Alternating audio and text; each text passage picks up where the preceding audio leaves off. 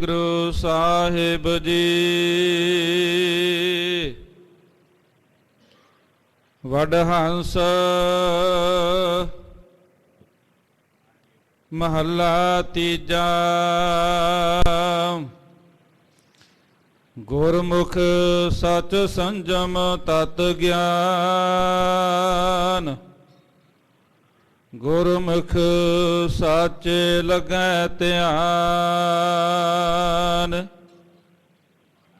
ਗੁਰਮੁਖ ਸਚ ਸੰਜਮ ਤਤ ਗਿਆਨ। ਗੁਰਮੁਖ ਸਾਚੇ ਲੱਗੈ ਧਿਆਨ। ਗੁਰਮੁਖ ਮਨ ਮੇਰੇ ਨਾਮ ਸਮਾਲ। ਸਦਾ ਨਿਭੈ ਚੱਲੈ ਤੇਰੇ ਨਾਲ ਰਹਾਉ। ਗੁਰਮੁਖ ਜਾਤ ਪਤ ਸੰਜਮ ਸੋਇ। ਗੁਰਮੁਖ ਅੰਤਰ ਸਖਾਈ ਪ੍ਰਭ ਹੋਏ। ਗੁਰਮੁਖ ਜਿਸਨੋ ਆਪ ਕਰੇ ਸੋ ਹੋਇ। ਗੁਰਮੁਖ ਆਪ ਵਡਾਏ ਦੇਵੈ ਸੋਇ। ਗੁਰਮੁਖ ਸ਼ਬਦ ਸਚ ਕਰਨੀ ਸਾਰ। ਗੁਰਮੁਖ ਨਾਨਕ ਪਰਵਾਰੈ ਸਾਧਾਰ। ਗੁਰਮੁਖ ਸ਼ਬਦ ਸਚ ਕਰਨੀ ਸਾਰ। ਗੁਰਮੁਖ ਨਾਨਕ ਪਰਵਾਰੈ ਸਾਧਾਰ। ਵਾਹਿਗੁਰੂ ਜੀ ਕਾ ਖਾਲਸਾ ਵਾਹਿਗੁਰੂ ਜੀ ਕੀ ਫਤਿਹ। ਸੰਤ ਜਨਾ ਮਿਲ ਹਰ ਜਸ ਗਾਇਓ। ਕੋਟ ਜਨਮ ਕੀ ਦੁਖ ਗਵਾਇਓ। ਜੋ ਚਾਹਤ ਸੋਈ ਮਨ ਪਾਇਓ। ਕਰ ਕਿਰਪਾ ਹਰ ਨਾਮ ਦਿਵਾਇਓ। ਸਰਬ ਸੁਖ ਹਰ ਨਾਮ ਵਡਾਈ। ਗੁਰ ਪ੍ਰਸਾਦ ਨਾਨਕ ਮਤ ਪਾਈ।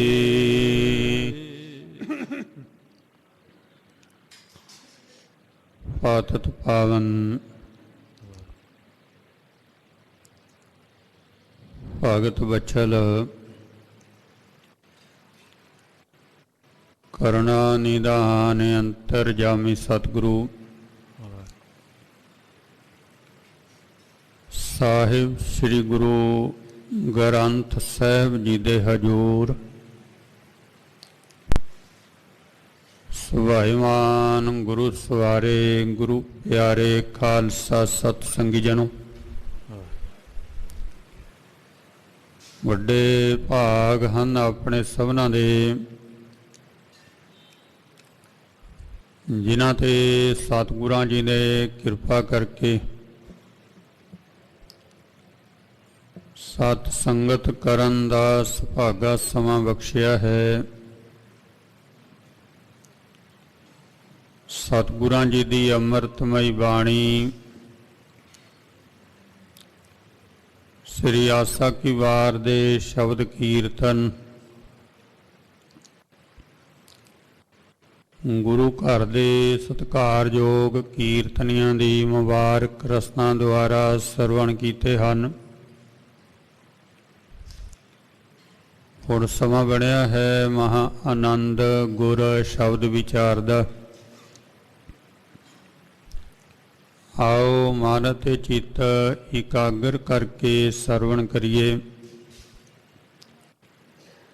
ਤਾਂ ਕਿ ਕੀਤੀਆਂ ਹੋਈਆਂ ਸਤ ਸੰਗਤ ਦੀਆਂ ਘੜੀਆਂ ਸਫਲੀਆਂ ਹੋ ਸਕਣ। ਹਾਂਜੀ। ਵਡਹੰਸ ਮਹੱਲਾ ਤੀਜਾ। ਗੁਰਮੁਖ ਸਚ ਸੰਜਮ ਤਤ ਗਿਆਨ। ਅੱਜ ਦਾ ਸ੍ਰੀ ਪਾਵਨ ਮੁਖ ਵਾਕ ਵਡਹੰਸ ਰਾਗ ਦੇ ਚੌਪਦਿਆਂ ਦੇ ਅੰਦਰ ਤੀਸਰੇ ਪਾਤਸ਼ਾਹ ਸਤਿਗੁਰੂ ਗੁਰੂ ਅਮਰਦਾਸ ਜੀ ਮਹਾਰਾਜ ਬਖਸ਼ਿਸ਼ ਕਰ ਰਹੇ ਹਨ। ਸ਼ਬਦ ਦੇ ਅੰਦਰ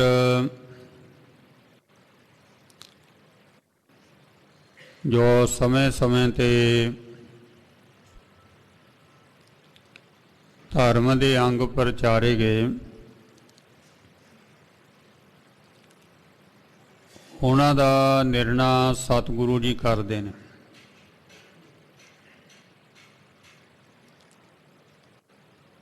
ਕਰਮ ਕੋਈ ਵੀ ਹੈ ਚੰਗਾ ਹੀ ਹੁੰਦਾ ਹੈ।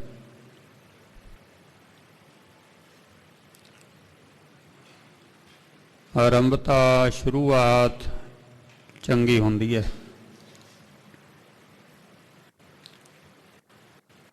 ਬਾਅਦ ਚ ਫਿਰ ਸਹਿਜੇ ਸਹਿਜੇ ਉਤਰਾ ਚੜ੍ਹਾਅ ਹੁੰਦੇ ਨੇ। ਕੋਈ ਉੱਪਰ ਲੈ ਜਾਂਦਾ ਹੈ, ਕੋਈ ਥੱਲੇ ਲੈ ਜਾਂਦਾ ਹੈ।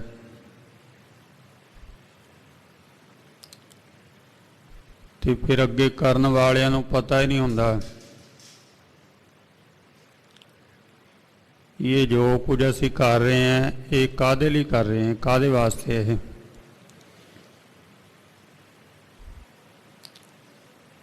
ਹੁਣ ਜੋ ਆਪਾਂ ਕਰ ਰਹੇ ਹਾਂ ਇਹ ਤੇ ਠੀਕ ਹੈ, ਪਰ ਕਾਹਦੇ ਲਈ ਕਰ ਰਹੇ ਹਾਂ ਇਹ ਸਾਨੂੰ ਪਤਾ ਨਹੀਂ, ਇਹ ਗਲਤ ਹੈ।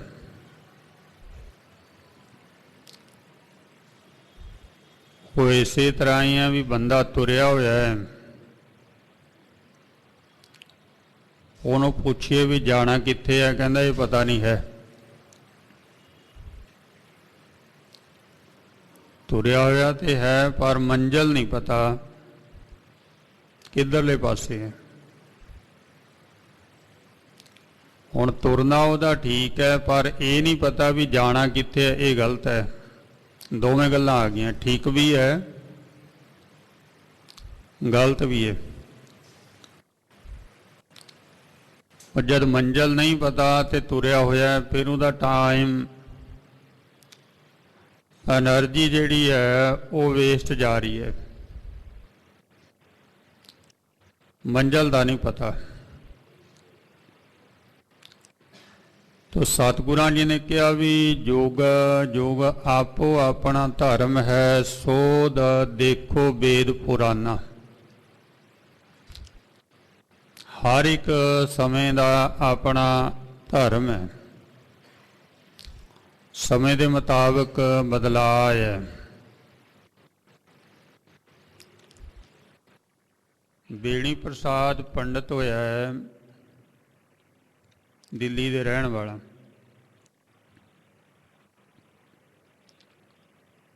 ਇਹ ਕਾਸ਼ੀ ਦੇ ਵਿੱਚ ਗਿਆ ਤੇ ਇਹਨੇ ਪੜ੍ਹਾਈ ਕੀਤੀ। ਪਹਿਲਾਂ ਸੰਸਕ੍ਰਿਤ ਸਿੱਖੀ, ਫਿਰ ਸੰਸਕ੍ਰਿਤ ਦੇ ਗ੍ਰੰਥ ਪੜ੍ਹੇ, ਅਰਥ ਵਿਚਾਰੇ, ਕੰਠ ਕੀਤੇ। ਫਿਰ ਇਹ ਬਣ ਗਿਆ ਖਟ ਸ਼ਾਸਤਰੀ। ਖਟ ਸ਼ਾਸਤਰੀ ਦਾ ਭਾਵ ਜਿਹਨੂੰ 6 ਸ਼ਾਸਤਰ ਅਰਥਾਂ ਦੇ ਸਮੇਤ ਕੰਠ ਨੇ, ਉਹਨੇ ਹਰ ਇੱਕ ਸਵਾਲ ਦਾ ਜਵਾਬ ਨਾਲ ਦੀ ਨਾਲ ਦੇ ਦੇਣਾ।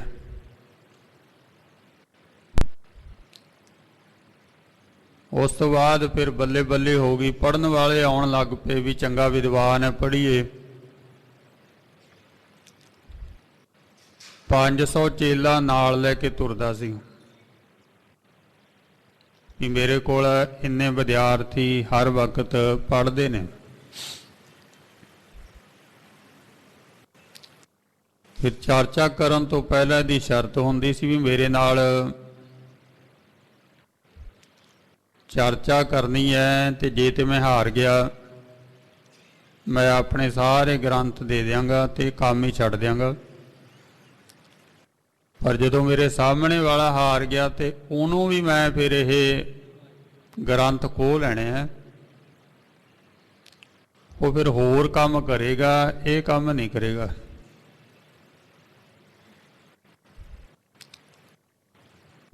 ਚਰਚਾ ਦੇ ਵਿੱਚ ਜਿੱਤਣਾ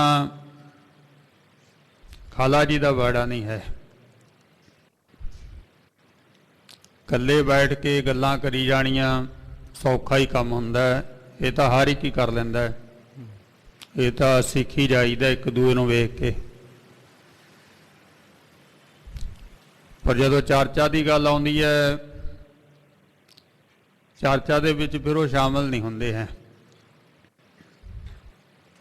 ਇਗਜ਼ਾਮ ਨਾਮ ਹੀ ਐਸਾ ਹੈ ਕਿ ਦਿਮਾਗ ਨੂੰ ਹਿਲਾ ਕੇ ਰੱਖ ਦਿੰਦਾ ਹੈ। ਤੇ ਕਈਆਂ ਨੇ ਚਰਚਾ ਵਾਸਤੇ ਹਾਂ ਤੇ ਕਰਨੀ, ਪਰ ਉਹ ਆਉਂਦੇ ਨਹੀਂ ਸੀ ਹੈ, ਪਹਿਲਾਂ ਹੀ ਭੱਜ ਜਾਂਦੇ ਸੀ। ਕਿਉਂ? ਬੇਣੀ ਪ੍ਰਸ਼ਾਦ ਕਹਿੰਦਾ ਵੀ ਮੇਰੇ ਵਰਗਾ ਕੋਈ ਹੈ ਹੀ ਨਹੀਂ। ਫਿਰ ਇਹ ਵੀ ਅਹੰਗ ਭਾਵ ਹੈ ਵਿਦਿਆ ਦਾ ਵੀ ਮੈਂ ਹੁਣ ਵੱਡੇ ਪੱਧਰ ਤੇ ਜਾਣਾ ਹੈ। ਕੋਈ ਵੀ ਕੰਮ ਹੈ, ਖਿਡਾਰੀ ਖੇਡਦੇ ਉਹ ਵੀ ਚਾਹੁੰਦੇ ਨੈਸ਼ਨਲ ਪੱਧਰ ਤੇ ਜਾਈਏ। ਐਕਟਿੰਗ ਕਰਨ ਵਾਲਾ ਬੰਦਾ ਵੀ ਕਹਿੰਦਾ ਵੀ ਮੈਂ ਬਾਹਰਲੇ ਦੇਸ਼ਾਂ ਦੀ ਫਿਲਮਾਂ 'ਚ ਜਾਵਾਂ।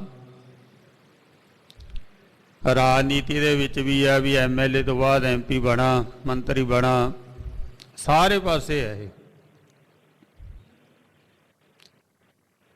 ਤੇ ਵਿਦਵਾਨਾਂ ਵਿੱਚ ਵੀ ਇਸ ਗੱਲ ਦੀ ਹੋੜ ਹੁੰਦੀ ਹੈ। ਉਹ ਵੀ ਕਹਿੰਦਾ ਵੀ ਹਿੰਦੁਸਤਾਨ ਦੇ ਵਿੱਚ ਬੇਣੀ ਪ੍ਰਸ਼ਾਦ ਦਾ ਹੀ ਨਾਮ ਹੋਣਾ ਚਾਹੀਦਾ ਹੈ। ਗੱਜ ਕੇ ਆਖੋ ਸਤਨਾਮ ਸ੍ਰੀ ਵਾਹਿਗੁਰੂ ਜੀ। ਇਹਨੂੰ ਕਹਿੰਦਾ ਦਿਗਵਿਜੇ। ਹਰੇਕ ਨੂੰ ਜਿੱਤ ਕੇ ਆਪਣੇ ਅਧੀਨ ਕਰਨਾ, ਵੀ ਜਿੱਥੇ ਵੀ ਗੱਲ ਚੱਲੇ ਤੇ ਮੇਰੀ ਚੱਲੇ, ਮੇਰੇ ਤੋਂ ਬਿਨਾਂ ਕੰਮ ਅਧੂਰਾ ਹੀ ਹੋਵੇ। ਹੁਣ ਇਸ ਪਾਸੇ ਨੂੰ ਤੁਰ ਪਿਆ। ਪਰ ਜਦੋਂ ਇਹਨੇ ਸਿੱਖਾਂ ਦੇ ਜੀਵਨ ਨੂੰ ਵੇਖਿਆ, ਦਿੱਲੀ ਦੇ ਵਿੱਚ ਸਿੱਖ ਰਹਿੰਦੇ, ਜਦੋਂ ਉਹਨਾਂ ਨੂੰ ਮਿਲਦਾ ਹੈ, ਸਿੱਖ ਹਰ ਵਕਤ ਚੜ੍ਹਦੀ ਕਲਾ 'ਚ ਨਜ਼ਰ ਆਉਂਦੇ। ਤੇ ਜਦੋਂ ਪੜ੍ਹਨ ਦੀ ਗੱਲ ਪੁੱਛਦਾ ਉਹ ਕਹਿੰਦੇ ਵੀ ਪੜ੍ਹੇ ਤਾਂ ਅਸੀਂ ਨੇ ਹੈ ਨਹੀਂ, ਬਸ ਕੰਮ ਸਾਰ ਲਈਦਾ, ਪੜ੍ਹਾਈ ਨਹੀਂ ਹੈ ਬਹੁਤੀ ਸਾਡੀ। ਫਿਰ ਕਿਰਤੀ ਸਿੱਖ ਫਿਰ ਇਹ ਪੁੱਛਦਾ ਹੈ ਸਿੱਖਾਂ ਨੂੰ, ਕਹਿੰਦੇ ਵੀ ਤੁਹਾਡੇ ਵਿਕਾਸ ਦਾ ਰਾਜ ਕੀ ਹੈ? ਮੈਂ 6 ਸ਼ਾਸਤਰੀ ਹੈ, ਖੜ ਸ਼ਾਸਤਰੀ, ਪੰਡਤ, ਇੰਨਾ ਵੱਡਾ ਵਿਦਵਾਨ, ਪਰ ਇਸ ਦੇ ਬਾਵਜੂਦ ਮੇਰੇ ਕੋਲ ਖੁਸ਼ੀ ਕੋਈ ਨਹੀਂ ਹੈ। ਤੁਹਾਡੇ ਕੋਲੇ ਖੇੜਾ ਕਿੱਥੋਂ ਆਇਆ? ਹੁਣ ਜੇ ਤਾਂ ਅੱਜ ਕੱਲ੍ਹ ਵਾਲਾ ਸਿੱਖ ਹੁੰਦਾ ਵਪਾਰੀ, ਉਹਨੇ ਤਾਂ ਫਿਰ ਉਹਨੂੰ ਕਹਿਣਾ ਸੀ ਵੀ 10ਵੀਂ ਵਾਲੇ ਦਿਨ ਆ ਜਾ ਕਰੀ, ਪੂਰਨਵਾਸ਼ੀ ਨੂੰ, ਸੰਗਰਾਂਦ ਨੂੰ ਆ ਜਾ ਕਰੀ, ਜਿਹੜਾ ਕੁਝ ਕਮਾਉਂਦਾ ਸਾਨੂੰ ਦੇ ਜਾ ਕਰੀ, ਤੇ ਤੈਨੂੰ ਜੋਗਤ ਦੱਸ ਦਾਂਗੇ।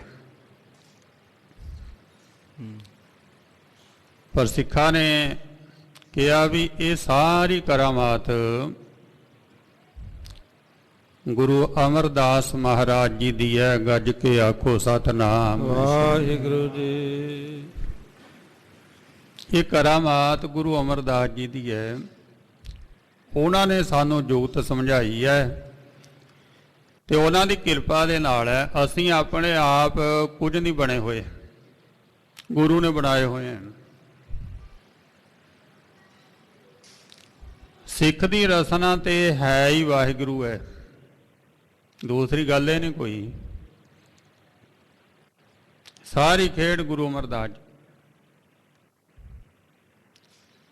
ਤਾਂ ਇਹਨੇ ਕਿਹਾ ਵੀ ਜਦੋਂ ਇੱਧਰ ਕਿਤੇ ਚੱਕਰ ਲੱਗਿਆ ਤੇ ਮੈਂ ਮਿਲਾਂਗਾ ਉਸ ਗੁਰੂ ਨੂੰ। ਗੁਰੂ ਕੋਲ ਕਿਹੜੀ ਕਰਾਮਾਤ ਹੈ, ਗੁਰੂ ਕਿੰਨਾ ਕੁ ਵਿਦਵਾਨ ਹੈ ਵੱਡਾ। ਤਾਂ ਲੈ ਕੇ ਆਪਣਾ 500 ਚੇਲਾ ਸ਼੍ਰੀ ਗੋਇੰਦਵਾਲ ਸਾਹਿਬ ਪਹੁੰਚ ਗਿਆ। ਅੰਤਰਜਾਮੀ ਸਤਿਗੁਰੂ ਅਮਰਦਾਸ ਜੀ ਮਹਾਰਾਜ ਬਾਹਰ ਬੌਲੀ ਸਾਹਿਬ ਤੇ ਆ ਗਏ। ਸਿੱਖ ਨਮਸਕਾਰਾ ਕਰ ਰਹੇ हैं। ਸਤਿਗੁਰੂ ਜੀ ਸਿੱਖਾਂ ਦਾ ਲੋਕ ਪਰਲੋਕ ਸਵਾਰ ਰਹੇ हैं। ਇਹ ਵੀ ਬੈਠਿਆ ਦੇਖੀ ਗਿਆ, ਇਹਨੇ ਮੱਥਾ ਟੇਕਿਆ। ਗੁਰੂ ਜੀ ਨੇ ਕਿਹਾ ਵੀ ਆਓ ਜੀ ਪੰਡਤ ਜੀ ਸੁਣਾਓ ਕੀ ਹਾਲ ਹੈ, ਬੈਠੋ। ਬਹਿ ਗਿਆ, ਦੇਖਦਾ ਰਿਹਾ। ਪਰ ਹੁਣ ਜਿਹੜੀ ਅੰਦਰ ਚੰਗਿਆੜੀ ਸੁਲਗਦੀ ਸੀ ਉਹ ਭੜਕ ਗਈ। ਹੰਕਾਰ ਦਬਿਆ ਹੋਇਆ ਰਹਿ ਨਹੀਂ ਨਾ ਸਕਦਾ ਜੀ। ਹੰਕਾਰ ਦਾ ਕੰਮ ਹੈ ਵੀ ਦਬਾ ਕੇ ਰੱਖਣਾ। ਜਦੋਂ ਸਾਡੇ ਮਨ ਦੇ ਅੰਦਰ ਇਹ ਖਿਆਲ ਚੱਲਦਾ ਨਾ ਵੀ ਦੂਸਰੇ ਨੂੰ ਦਬਾ ਕੇ ਰੱਖਣਾ, ਇਹ ਹੰਕਾਰ ਹੀ ਹੁੰਦਾ ਹੈ। ਦੂਸਰੇ ਨੂੰ ਦਬਾ ਕੇ ਰੱਖਣਾ, ਦਬਾਉਣਾ ਦੂਸਰੇ ਨੂੰ। ਕਿਵੇਂ ਦਬਾਉਣਾ? ਇਸੇ ਤੇ ਤਾਂ ਸਾਰਾ ਸਾਡਾ ਮਾਈਂਡ ਕੰਮ ਕਰਦਾ ਹੈ। ਦੂਸਰੇ ਨੂੰ ਥੱਲੇ ਕਿਵੇਂ ਲਾਉਣਾ, ਅੱਗੇ ਕਿਵੇਂ ਲਾਉਣਾ ਹੈ, ਇਹੀ ਹੰਕਾਰ ਹੈ। ਹੋਰ ਕੀ ਹੈ? ਹਰ ਵਕਤ ਇਹੀ ਚੱਲ ਰਿਹਾ ਅੰਦਰ। ਦਬਣਾ ਨਹੀਂ, ਦਬਾ ਕੇ ਰੱਖਣਾ, ਥੱਲੇ ਲਾ ਕੇ ਰੱਖਣਾ।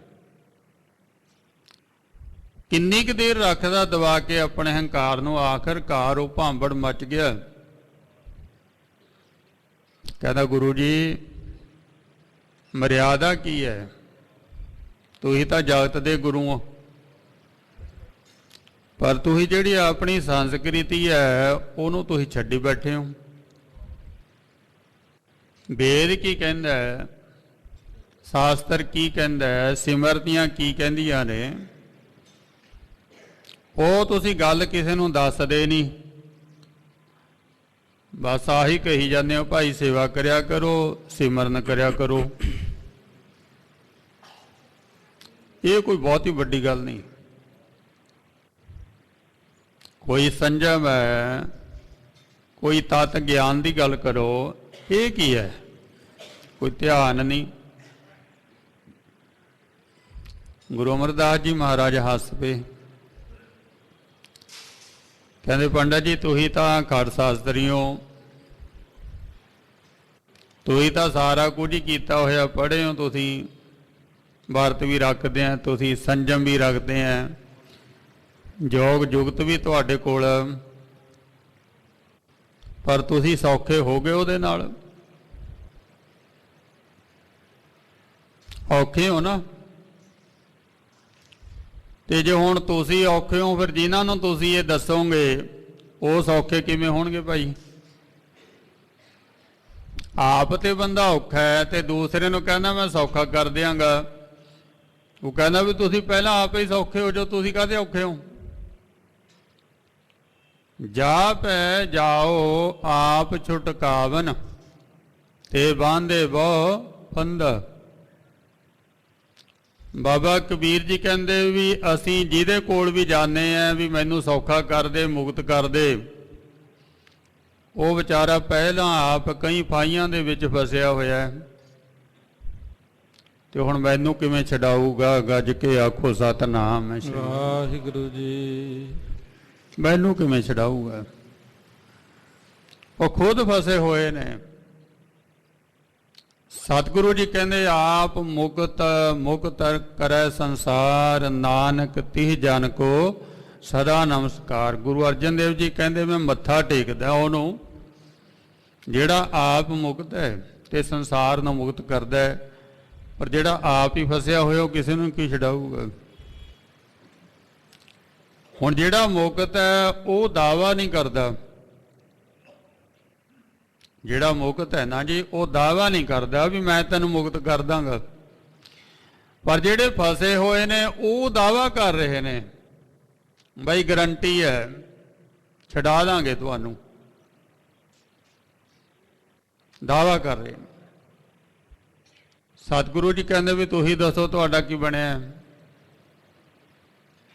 ਤੁਸੀਂ ਕਹਿੰਦੇ ਵੀ ਮੈਂ ਸਾਰੇ ਸੰਸਾਰ ਨੂੰ ਹੀ ਜਿੱਤਣਾ ਆਪਣੀ ਵਿਦਿਆ ਦੇ ਜ਼ੋਰ ਦੇ ਨਾਲ, ਮੇਰਾ ਹੀ ਝੰਡਾ ਝੂਲਣਾ ਚਾਹੀਦਾ ਸਾਰੀਆਂ ਥਾਵਾਂ ਤੇ। ਇੰਨਾ ਹੰਕਾਰ ਤੁਹਾਡਾ ਵਧਿਆ ਪਿਆ ਹੈ ਕਿ ਕੰਟਰੋਲ ਨਹੀਂ ਹੋ ਰਿਹਾ। ਹੁਣ ਤੁਸੀਂ ਪੜ੍ਹੇ ਵੀ ਹੋ ਤੇ ਤੁਸੀਂ ਅੱਗੇ ਪੜ੍ਹਾਉਂਦੇ ਵੀ ਹੋ, ਉਪਦੇਸ਼ ਵੀ ਦਿੰਦੇ ਹੋ, ਤੇ ਹੁਣ ਤੁਸੀਂ ਆਪ ਦੱਸੋ ਵੀ ਤੁਹਾਡਾ ਕੀ ਹਾਲ ਹੈ, ਤੇ ਜਿਹੜੇ ਤੁਹਾਡੇ ਅੱਗੇ ਚੇਲੇ ਨੇ ਪੜ੍ਹੇ ਹੋਏ ਜਾਂ ਅੱਗੇ ਉਪਦੇਸ਼ ਜਿਹਨਾਂ ਹੁੰਦੇ ਨੇ ਉਹਨਾਂ ਦਾ ਕੀ ਹਾਲ ਹੋਊਗਾ। ਆਪ ਡੁੱਬੇ ਚੌਂ ਵੇਦ ਮੈਂ ਚੇਲੇ ਦੀਏ ਵਹਾਏ, ਕਬੀਰ ਮਾਏ ਮੁੰਡੋ ਤੇ ਗੁਰੂ ਕੀ ਜਾ ਤੇ ਭਰਮ ਨਾ ਜਾਏ। ਬਾਬਾ ਕਬੀਰ ਕਹਿੰਦਾ ਇਹੋ ਜਿਹਾ ਗੁਰੂ ਉਹਦੀ ਮਾਂ ਦਾ ਸਿਰ ਮੁੰਨ ਦਿਓ। ਸਿਰ ਮੁੰਨਣਾ ਇੱਕ ਗਾਲ ਹੈ, ਸਿਰ ਮੁੰਨੋ ਉਹਦੀ ਮਾਂ ਦਾ।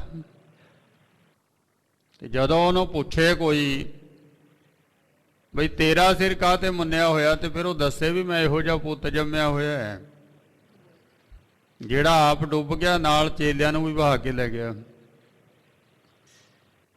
ਮਾਏ ਮੁੰਡੋ ਤੇ ਗੁਰੂ ਕੀ ਜਾ ਤੇ ਭਰਮ ਨਾ ਜਾਏ, ਆਪ ਡੁੱਬੇ ਚੌਂ ਵੇਦ ਮੈਂ ਚੇਲੇ ਦੀਏ ਵਹਾਏ। ਆਪ ਵੀ ਡੁੱਬ ਗਏ 4 ਵੇਦਾਂ ਦੇ ਗਿਆਨ 'ਚ, ਤੇ ਨਾਲ ਚੇਲੇ ਵੀ ਵਹਾਤੇ। ਡੁੱਬਣਾ ਹੀ ਸੀ। ਪਾਤਸ਼ਾਹ ਕਹਿੰਦੇ ਦੱਸ ਬੇਣੀ ਪ੍ਰਸ਼ਾਦ ਕੀ ਬਣੂਗਾ ਤੇਰਾ? ਤੇਰਾ ਕੀ ਬਣਿਆ? ਤੇਰੇ ਚੇਲਿਆਂ ਦਾ ਜਿਹੜੇ ਤੇਰੇ ਕੋਲ ਪੜ੍ਹੇ, ਜਿਨ੍ਹਾਂ ਨੂੰ ਤੂੰ ਉਪਦੇਸ਼ ਦਿੰਦਾ, ਉਹਨਾਂ ਦਾ ਕੀ ਹਾਲ ਹੋਊ? ਜਿਹੜਾ ਤੇਰਾ ਉਹੀ ਸਾਰਿਆਂ ਦਾ ਹੋਊਗਾ ਨਾ। ਸਤਿਗੁਰੂ ਜੀ ਕਹਿੰਦੇ ਵੀ ਇਹ ਪਿਛਲੇ ਯੁਗਾਂ ਦਾ ਧਰਮ ਹੈ। ਕਾਲ ਕੇਵਲ ਨਾਮ ਆਧਾਰ। ਇਹ ਜਿਹੜਾ ਚੱਲ ਰਿਹਾ ਸਮਾਂ, ਇਹਦੇ ਵਿੱਚ ਕੇਵਲ ਨਾਮ ਆਸਰਾ। ਠੀਕ ਹੈ, ਸਤਜੁਗ ਸਤ ਤੇਤਾ ਜਗੀ, ਦੁਆਪਰ ਪੂਜਾ ਜਾਰ, ਤੀਨੋਂ ਯੁਗ ਤੀਨੇ ਦਿੜੇ, ਕਾਲ ਕੇਵਲ ਨਾਮ ਆਧਾਰ। ਹਰ ਇੱਕ ਯੁੱਗ ਦਾ ਆਪਣਾ ਧਰਮ ਹੈ।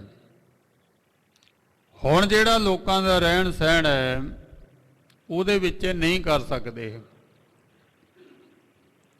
ਤੇ ਅਸੀਂ ਸਮੇਂ ਦੀ ਨਬਜ ਨੂੰ ਪਛਾਣਿਆ ਵੀ ਜਿਹੜਾ ਕੰਮ ਨਹੀਂ ਕਰ ਸਕਦੇ ਆਪਾਂ ਕਿਉਂ ਕਹੀਏ ਵੀ ਤੁਸੀਂ ਕਰੋ। ਇਹ 2 ਮਾਰਗ ਦੱਸੇ ਪਰਮਾਤਮਾ ਨੂੰ ਮੰਨਣ ਦੇ, ਮਿਲਣ ਦੇ। ਇੱਕ ਹਠ ਯੋਗ ਹੈ, ਇੱਕ ਸਹਿਜ ਯੋਗ ਹੈ। ਗੁਰੂ ਨਾਨਕ ਦੇ ਘਰ ਦੇ ਵਿੱਚ ਸਹਿਜ ਯੋਗ ਹੈ, ਸਹਿਜ ਸੁਭਾਵਕ,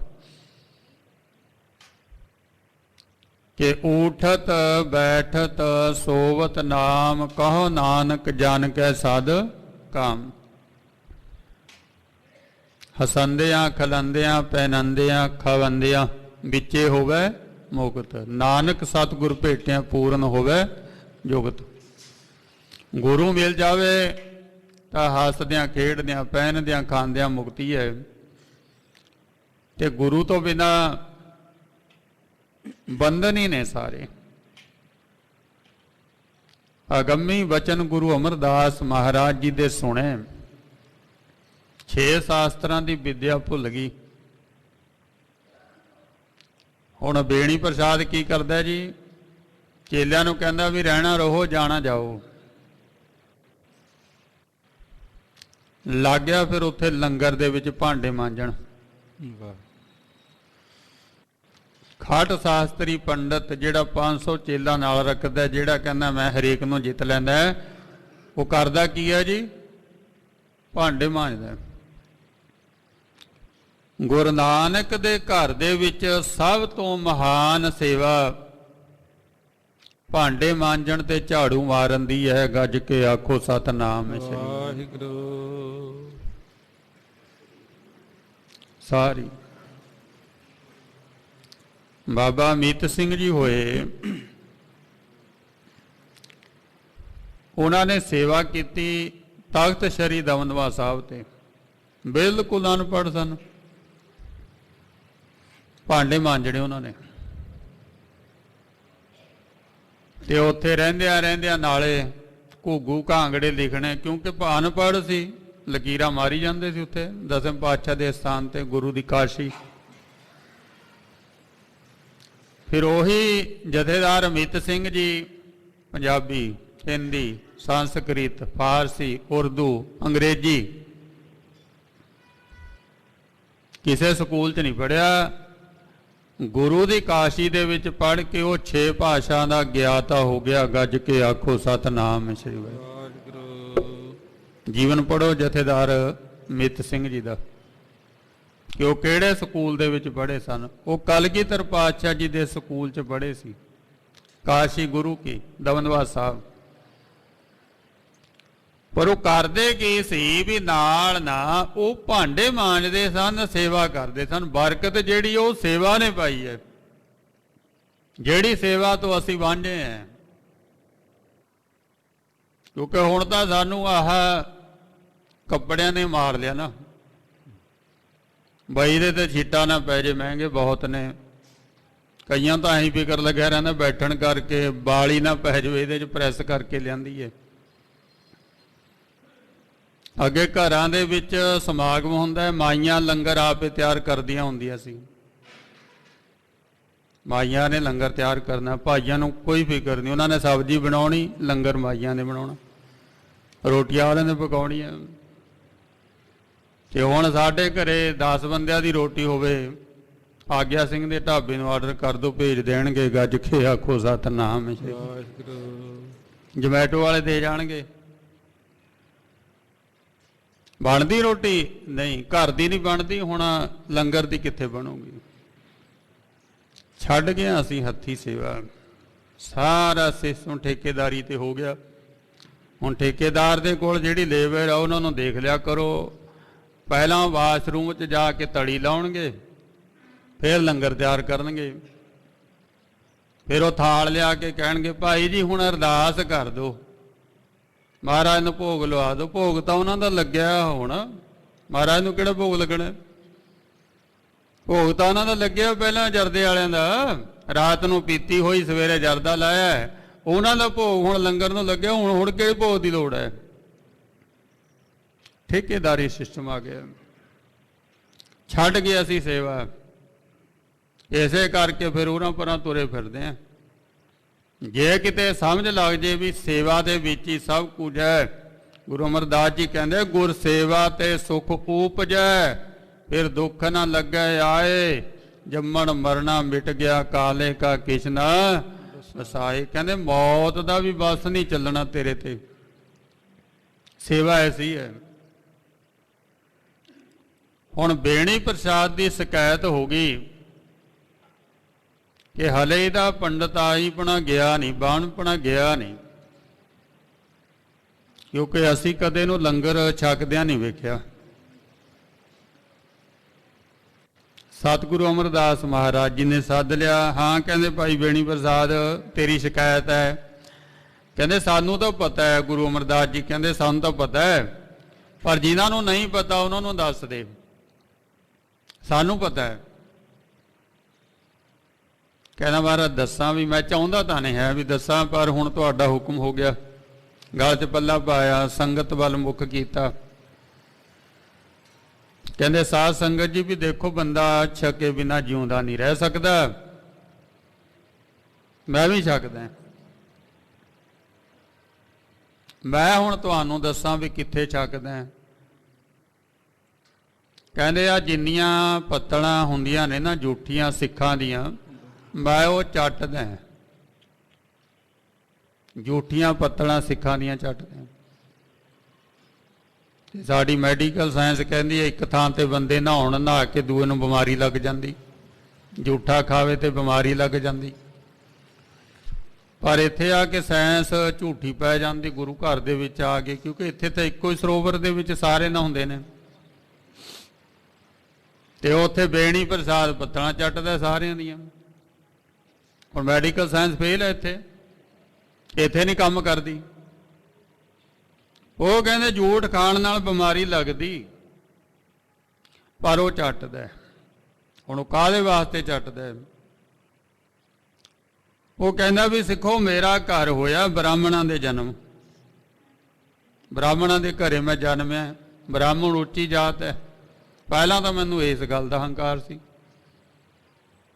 ਦੂਸਰਾ ਫਿਰ ਮੈਂ ਪੜ੍ਹ ਗਿਆ, ਪੜ੍ਹ ਕੇ ਵਿਦਵਾਨ ਬਣ ਗਿਆ, ਫਿਰ ਇਹ ਹੰਕਾਰ ਹੋ ਗਿਆ। ਫਿਰ ਮੈਂ ਜਿੱਤ ਲੈਂਦਾ ਸੀ ਹਰੇਕ ਨੂੰ, ਫਿਰ ਇਹ ਮੈਨੂੰ ਹੰਕਾਰ ਹੋ ਗਿਆ।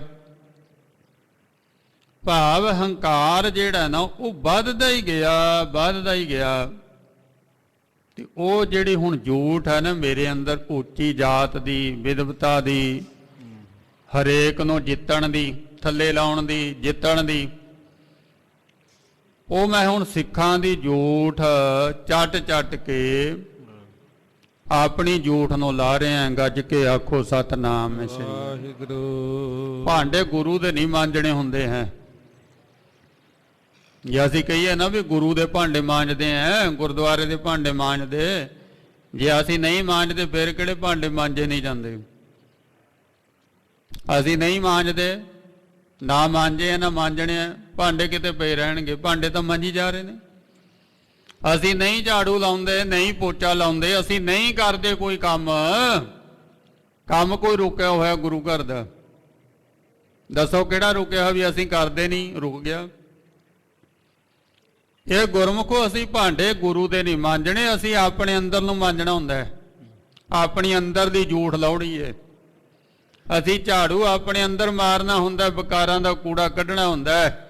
ਇਹ ਪੋਚਾ ਮਾਰ ਕੇ ਫਰਸ਼ ਨਹੀਂ ਚਮਕਾਉਣਾ, ਅਸੀਂ ਆਪਣੇ ਅੰਦਰ ਨੂੰ ਚਮਕਾਉਣਾ ਹੁੰਦਾ ਹੈ। ਗੱਜ ਕੇ ਆਖੋ ਸਤਨਾਮ ਸ੍ਰੀ ਵਾਹਿਗੁਰੂ। ਤੇ ਅਸੀਂ ਆਪਣੇ ਲਈ ਕਰਦੇ, ਗੁਰੂ ਲਈ ਥੋੜੀ ਕਰਦੇ ਆ।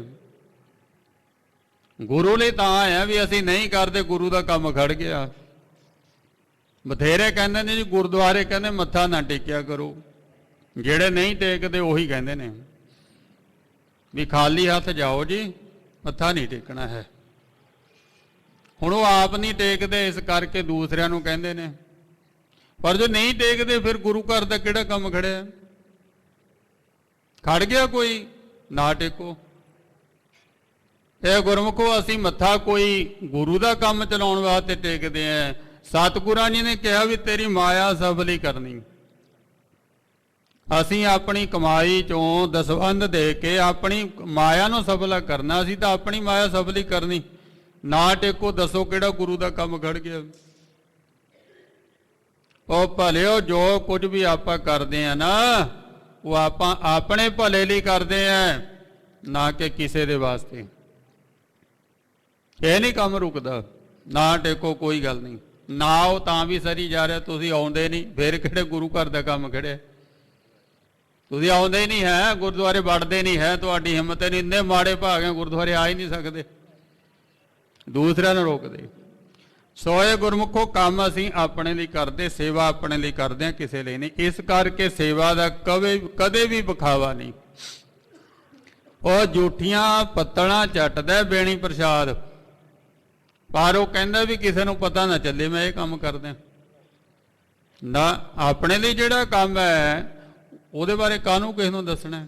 ਇਹ ਤਾਂ ਪ੍ਰਾਈਵੇਸੀ ਹੈ। ਮੈਂ ਕਿੰਨਾ ਨਿਤਨੇਮ ਕਰਦਾ, ਮੈਂ ਕਿੰਨੇ ਵਜੇ ਉੱਠਦਾ, ਕਿੰਨੀ ਵਾਰੀ ਸੁਖਮਨੀ ਪੜ੍ਹਦਾ, ਇਹ ਕੋਈ ਦੱਸਣ ਦੀਆਂ ਗੱਲਾਂ ਹੁੰਦੀਆਂ ਨੇ? ਇਹ ਪ੍ਰਚਾਰਨ ਦੀਆਂ ਗੱਲਾਂ ਹੀ ਨਹੀਂ ਹੈ, ਇਹ ਤਾਂ ਸਾਡਾ ਆਪਣਾ ਨਿੱਜੀ ਹੈ। ਫਿਰ ਸਤਿਗੁਰੂ ਜੀ ਕਹਿੰਦੇ ਨੇਮ ਨਿਭਾਇਓ, ਸਤਿਗੁਰੇ ਆਪ ਕਹਿੰਦੇ ਮੇਰੇ ਵਿੱਚ ਨੇਮ ਨਿਭਾਉਣ ਦੀ ਸਮਰੱਥਾ ਹੀ ਨਹੀਂ। ਆਪ ਜਪਾਏ ਜਪੈ ਸੋ ਨਾਉ, ਆਪ ਗਵਾਏ ਤਾਂ ਹਰ ਗੁਣ ਗਾਓ। ਜੇ ਜਪਾਉਂਦਾ ਹੋਇਆ ਗਵਾਉਂਦਾ ਹੋਇਆ ਫਿਰ ਤੂੰ ਕੀ ਦੱਸਦਾ ਫਿਰਦਾ ਵੀ ਮੈਂ ਜਪਦਾ ਮੈਂ ਗਾਉਂਦਾ ਮੇਰਾ ਨੇਮ ਹੈ? ਇਹ ਦੱਸਣ ਵਾਲੀਆਂ ਗੱਲਾਂ ਨਹੀਂ ਹਨ, ਇਹ ਤਾਂ ਅੰਦਰ ਰੱਖਣ ਵਾਲੀਆਂ ਗੱਲਾਂ ਨੇ। ਉਹ ਐਡਾ ਵੱਡਾ ਕੰਮ ਕਰਕੇ ਆਪਣੇ ਆਪ ਨੂੰ ਛੁਪਾਈ ਬੈਠੇ ਆ।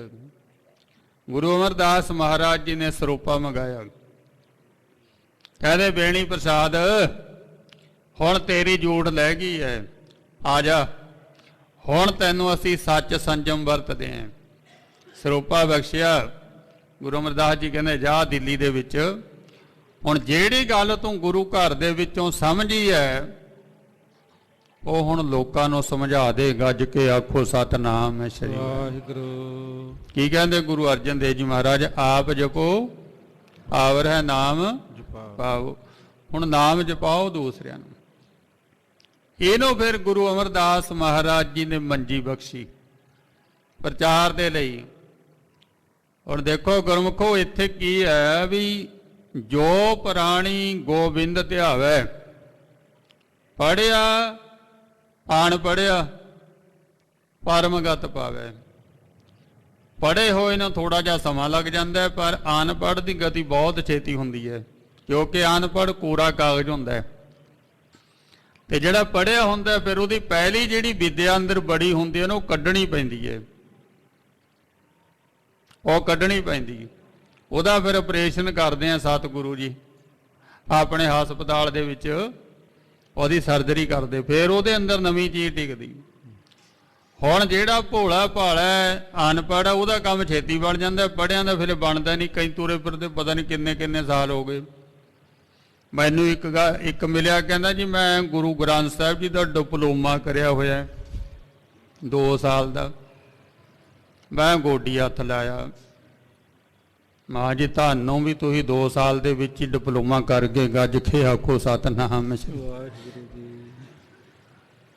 ਇੱਥੇ ਤਾਂ 550 ਸਾਲ ਬਤੀਤ ਹੋ ਗਏ, ਜਪਜੀ ਸਾਹਿਬ ਦੀ ਪਹਿਲੀ ਪੌੜੀ ਨਹੀਂ ਸਮਝ ਵਿੱਚ ਆਈ ਬਾਬੇ ਨਾਨਕ ਦੀ। ਇਹਨੂੰ ਸਾਰੇ ਗੁਰੂ ਗ੍ਰੰਥ ਸਾਹਿਬ ਦੀ ਸਮਝ ਆ ਗਈ। ਡਿਪਲੋਮਾ ਕਰ ਲਿਆ ਜੀ ਗੁਰੂ ਗ੍ਰੰਥ ਸਾਹਿਬ ਦਾ, 2 ਸਾਲ ਦੇ ਵਿੱਚ ਹੀ ਸਾਰੀ ਸਮਝ ਆ ਗਈ। ਉਹ ਭਲਿਓ ਗੁਰੂ ਦੀ ਰੋਸ਼ਨੀ ਦੇ ਵਿੱਚ ਆਪਣੇ ਆਪ ਨੂੰ ਸਮਝਣਾ, ਗੁਰੂ ਨੂੰ ਨਹੀਂ ਸਮਝਣਾ। ਗੁਰੂ ਨੂੰ ਸਮਝ ਲੇਗਾ ਕੋਈ, ਇੱਕੋ ਹੀ ਗੱਲ ਸਮਝ ਕੇ ਦਿਖਾ ਦਿਓ ਕੋਈ ਵੀ ਆ ਮੈਨੂੰ ਸਮਝ ਆ ਗਈ। ਇੱਕ ਗੱਲ ਸਮਝਾ ਦਿਓ ਕਿਸੇ ਵੀ ਗੁਰੂ ਦੇ ਜੀਵਨ ਦੇ ਵਿੱਚੋਂ ਵੀ ਆਹ ਗੱਲ ਮੈਨੂੰ ਸਮਝ ਆ ਗਈ, नहीं आउंदी समझ। ओ सतगुर के जी की सार ना जापै के पूरे सतगुर भावै। पता ही नहीं किसी को गुरु को की चंगा लगता है कि असीं कहंदे डिप्लोमा कर लिया जी, 2 साल की पढ़ाई कर ली, 2 साल विच ही समझ आ गया गुरु ग्रंथ साहिब सारा। गुरु ग्रंथ साहिब समझ आ गया तो समझो गुरु समझ विच आ गया। सो समझ तो गुरमुखो हले मूल मंत्र दी नहीं आई, उत्थे ही असीं उलझे बैठे हैं। तो गुरु अमरदास जी ने बख्शिश की, हंकार छड्डना है। ਉਹ ਜਿਹੜਾ ਪੜ੍ਹਿਆ ਸੀ ਉਹ ਇੱਕ ਪਾਸੇ ਤੇ ਹੁਣ ਗੁਰੂ ਜੀ ਦਾ ਸ਼ਬਦ ਇੱਕ ਪਾਸੇ। ਸਾਹਿਬ ਜੀ ਕਹਿੰਦੇ ਸਾਡੇ ਕੋਲ ਸੱਚ ਕੀ ਹੈ, ਸੰਜਮ ਕੀ ਹੈ, ਤਤ ਗਿਆਨ ਕੀ ਹੈ? ਗੁਰਮੁਖ। ਗੁਰਮੁਖ ਗੁਰੂ ਦੇ ਅਨੁਸਾਰ ਹੀ, ਜੋ ਗੁਰੂ ਦੀ ਸ਼ਰਨ ਦੇ ਵਿੱਚ ਆ ਕੇ ਸਮਝ ਆਇਆ। ਹੁਣ ਸੱਚ ਸਾਡੇ ਕੋਲ ਵੀ ਹੈ। ਹਰ ਇੱਕ ਇਨਸਾਨ ਕਹਿੰਦਾ ਜੀ ਮੈਂ ਸੱਚ ਬੋਲਦਾ, मैं सच्ची गल मूँह ते कह दिना, ये भी सच है। सच बोलना ते सच बोल के अगले की इज्जत रहिंदी है कि नहीं रहिंदी? अगले का दिल दुखदा है, उन्हें अपना सच कह देना। पर वो सच कहदा है जिहड़ा किसी दे परदे उधेड़दा होवे, किसी दी पत दे विच रखना पाउंदा होवे, वो सच कहदा है जी। वो सच कहदा है जिहड़ा किसी के दिल नूं रवांदा जी, वो सच नहीं है। गुरु जी कहते इहो जिहे सच की लोड़ नहीं, जिहड़ा तुसीं इस तरीके नाल। पहली गल तां तुहानूं माण है भी मैं सच बोलदा जी, ये सच बोलण दा माण चुक्की फिरदा। क्या सच ही बोलदा, सारा झूठ कदे भी नहीं बोलदा? जे तां किसी दी बेइज्जती करनी है फिर तां कहना मैं सच बोलदा जी, सच्ची गल मूँह ते कह दिंदा। क्या तुसीं झूठ कदे भी नहीं बोलते? इस करके जिहड़ा सच है बड़ा खतरनाक है। ते जिहड़ा सच गुरु की शरण विच समझ विच आउंदा है वो साडे लई भी सुखदाई हुंदा है, क्योंकि उहनूं माण नहीं हुंदा ते वो किसी दा दिल भी नहीं दिखाउंदा ते किसी दी पत विच रखना भी नहीं पाउंदा, किसी दी बेइज्जती भी नहीं करदा वो सच बोल के। वो सच वो है जिहड़ा गुरु की शरण विच आके समझ आउंदा है। नहीं तो यह सच भी साडे लई दुखदाई है जी, साडे लई मेरे लिए दुखदाई है ते समाज लई भी दुखदाई होऊगा। असीं मान चुकी फिरदे हां सच बोलण दा ते दूसरिਆਂ ਦੇ ਅਸੀਂ ढरी ढकी रहन नहीं दिंदे सच बोल के। ये हंकार ही है। फिर संजम है, संजम हुंदा है इंद्रियां नूं काबू दे विच रखना। पातशाह एक गल कहंदे भी वरमी मारी साप ना मूआ तिउं नगूरे कर्म कमाहे। कहते भी सप खुड दे विच वड़ गया है तो आप डांगा लैके उन्होंने खुड नूं कुट्टी जाओ, क्या सप मर जाएगा? नहीं मरेगा, क्योंकि सप तो खुड दे विच। असीं जोर लाया होया भी अपने इंद्रियां नूं वस विच करिए, अखां ते काबू पाइए, कन्नां ते, जबान ते, हत्थां ते, पैरां ते, इंद्रियां ते। ਪਰ ਇਤਨਾ ਸਭ ਕੁਝ ਕਰਨ ਦੇ ਬਾਵਜੂਦ ਇਹ ਕਾਬੂ 'ਚ ਹੈ ਨਹੀਂ। ਥੋੜਾ ਭੁਲੇਖਾ ਜ਼ਰੂਰ ਪੈ ਜਾਂਦਾ ਵੀ ਸ਼ਾਇਦ ਹੋ ਗਏ, ਪਰ ਹੋਏ ਨਹੀਂ। ਭੁਲੇਖਾ ਪੈ ਜਾਂਦਾ ਹੈ, ਹੋਏ ਨਹੀਂ ਹੈ। ਜਿਵੇਂ ਸੱਪ ਦਾ ਭੁਲੇਖਾ ਪੈ ਜਾਂਦਾ ਮਰ ਗਿਆ, ਪਰ ਉਹ ਡੰਗ ਬੜਾ ਕਸੂਤਾ ਮਾਰਦਾ ਹੈ ਜਦੋਂ ਨੇੜੇ ਜਾਈਏ। ਸ਼ੇਰ ਦਾ ਭੁਲੇਖਾ ਪੈ ਗਿਆ ਮਰ ਗਿਆ, ਪਰ ਮਰਿਆ ਨਹੀਂ ਹੁੰਦਾ। ਨੇੜੇ ਜਾਓ ਤੇ ਉਹਨੇ ਫੇਰ ਫੜ ਲੈਣਾ। ਇਸ ਤਰ੍ਹਾਂ ਇਹ ਭੁਲੇਖਾ ਪੈ ਜਾਂਦਾ ਵੀ ਸ਼ਾਇਦ ਕਾਬੂ ਪੈ ਗਿਆ, ਨਹੀਂ। ਕਿਸੇ ਇੰਦਰੀ ਤੇ ਉੱਤੇ ਕੋਈ ਕਾਬੂ ਨਹੀਂ ਪੈਂਦਾ। ਗੁਰੂ ਜੀ ਕਹਿੰਦੇ ਵੀ ਇੰਦਰੀਆਂ ਤੇ ਕਾਬੂ ਪਾਉਣਾ ਛੱਡ ਦਿਓ, ਖੋਡਣੋਂ ਕੁੱਟਣਾ ਬੰਦ ਕਰ ਦਿਓ। ਆ ਜਿਹੜਾ ਸਰੀਰ ਨੂੰ ਕਸ਼ਟ ਦਿੰਦੇ ਹੋ ਨਾ, ਇਹ ਛੱਡ ਦਿਓ। ਖੁੱਡ ਦੇ ਵਿੱਚ ਜਾਓ ਜਿੱਥੇ ਸੱਪ ਬੈਠੇ। ਹੁਣ ਕੋਈ ਵੀ ਇੰਦਰਾ ਆਪਣੇ ਆਪ ਨਹੀਂ ਕੰਮ ਕਰਦਾ, ਉਹਨੂੰ ਮੈਸੇਜ ਤਾਂ ਮਾਈਂਡ ਵੱਲੋਂ ਆਉਂਦਾ ਨਾ, ਤਾਂ ਸਾਡਾ ਜਿਹੜਾ ਬਾਡੀ ਐਕਸ਼ਨ ਦੇ ਵਿੱਚ ਆਉਂਦੀ। ਤੇ ਹੁਣ ਸਤਿਗੁਰੂ ਜੀ ਕਹਿੰਦੇ ਵੀ ਮਨ ਨੂੰ ਫੜੋ, ਤੇ ਕਿਵੇਂ ਆਊਗਾ ਕਾਬੂ? ਦਾਸ ਦਿਸ ਖੋਜਤ ਮੈਂ ਫੇਰਿਓ, ਜਤ ਦੇਖੋ ਤਤ ਸੋਏ, ਮਨ ਵਸੇ ਆਵੈ ਨਾਨਕਾ, ਜੇ ਪੂਰਨ ਕਿਰਪਾ ਹੋਏ। ਇਹ ਉਹਦੀ ਪੂਰੀ ਕਿਰਪਾ ਤੋਂ ਬਿਨਾਂ ਵਾਸ ਵਿੱਚ ਨਹੀਂ ਆਉਂਦਾ।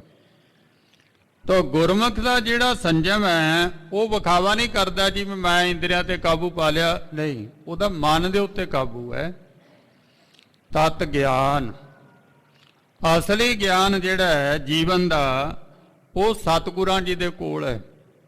ਤੇ ਮਿਲਣਾ ਉਹ ਗੁਰੂ ਦੇ ਅਨੁਸਾਰੀ ਹੋ ਕੇ, ਗੁਰੂ ਦੀ ਸ਼ਰਨ ਵਿੱਚ ਆ ਕੇ ਹੈ। ਹਾਂਜੀ। ਗੁਰਮੁਖ ਸਾਚੇ ਲੱਗੈ ਧਿਆਨ। ਪਹਿਲੀ ਗੱਲ ਤਾਂ ਸਾਨੂੰ ਸੱਚ ਦਾ ਹੀ ਨਹੀਂ ਪਤਾ ਵੀ ਸੱਚ ਕੀ ਹੈ।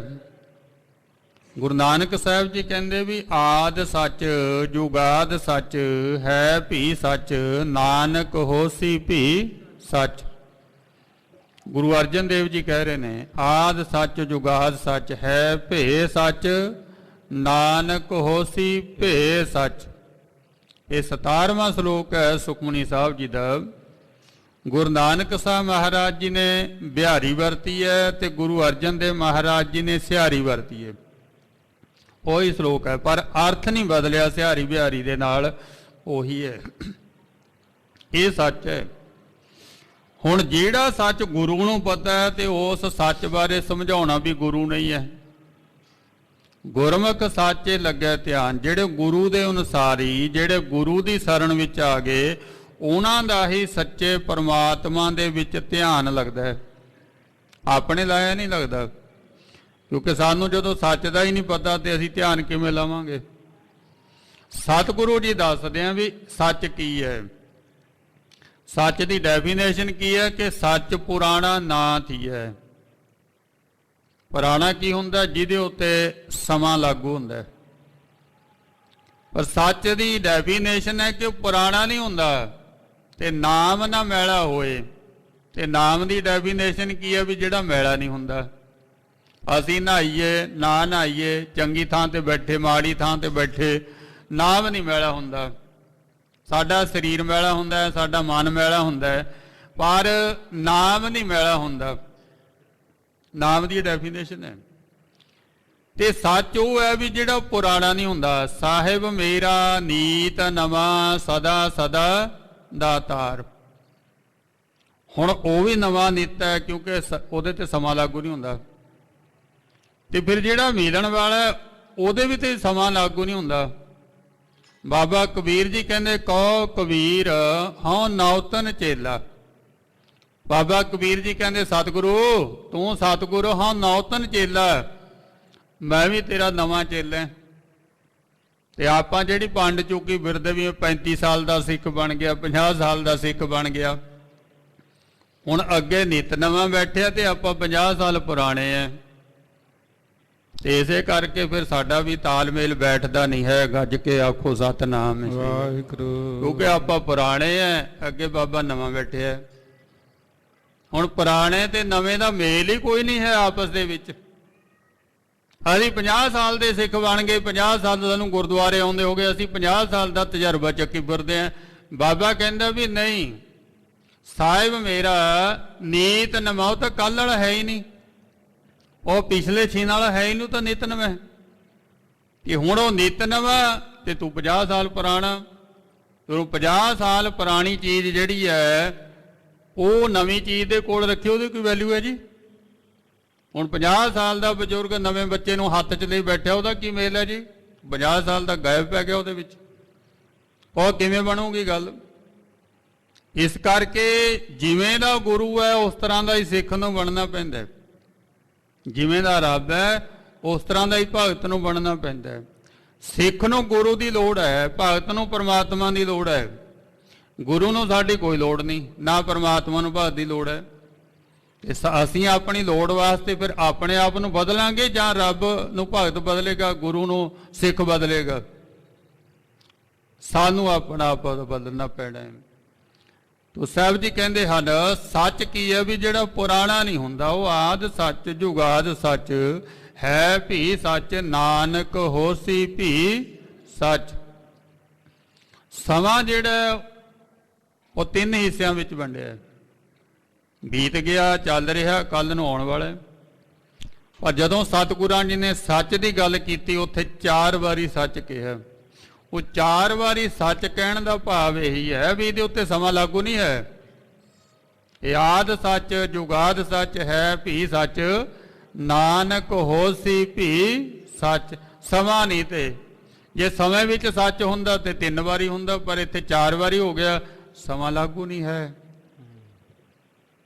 ਉਹ ਸੱਚ ਸਤਿਗੁਰੂ ਜੀ ਸਮਝਾਉਂਦੇ ਇਹਨੂੰ, ਜਿਹੜਾ ਗੁਰੂ ਦੀ ਸ਼ਰਨ ਵਿੱਚ ਆ ਕੇ ਸਮਝਣਾ ਚਾਹੁੰਦਾ ਹੈ ਉਹਦਾ ਫਿਰ ਧਿਆਨ ਲੱਗ ਜਾਂਦਾ ਹੈ। ਹਾਂਜੀ, ਗੁਰਮੁਖ ਮਨ ਮੇਰੇ ਨਾਮ ਸਮਾਲ।